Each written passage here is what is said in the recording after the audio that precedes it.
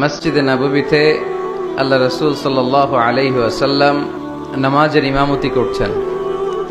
আল্লাহু আকবার বলে সালাত শুরু করলেন, রুকু করলেন, রুকু থেকে মাথা তুলে আল্লাহ রাসূল সাল্লাল্লাহু আলাইহি ওয়াসাল্লাম বললেন সামি আল্লাহু লিমান হামিদা।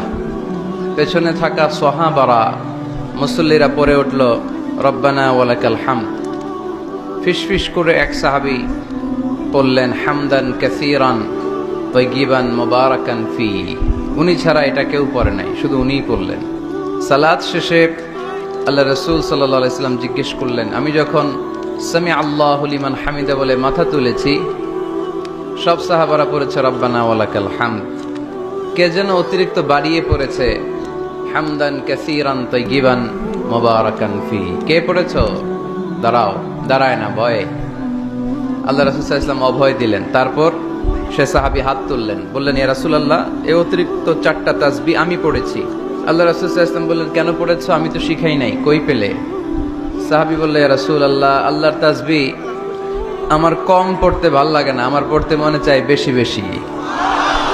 তাই নিজ থেকে এটা বানিয়ে, যেহেতু চমৎকার অর্থবোধক, অর্থ সুন্দর, আমি নিজ থেকে বানিয়ে পড়েছি।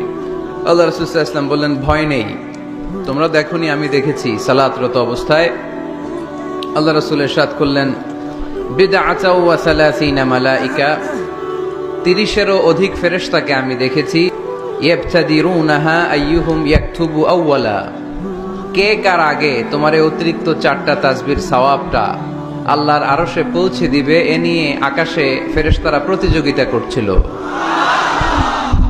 এজন্য আল্লাহর প্রশংসাকে আমরা কম কম করব না বেশি বেশি? আল্লাহর নেয়ামতের শুকরিয়া আদায় করে শেষ করা যাবে? ওয়া ইন তাউদ্দু নি'মাতাল্লাহি লা তুহসুহা, তোমরা যদি গুনতে শুরু করে দাও যে আল্লাহ কত নেয়ামত দিয়েছে, গুণে শেষ করা যাবে না। এজন্য সব সময় প্রশংসা করতে হবে একজন সত্তার, তিনি কে?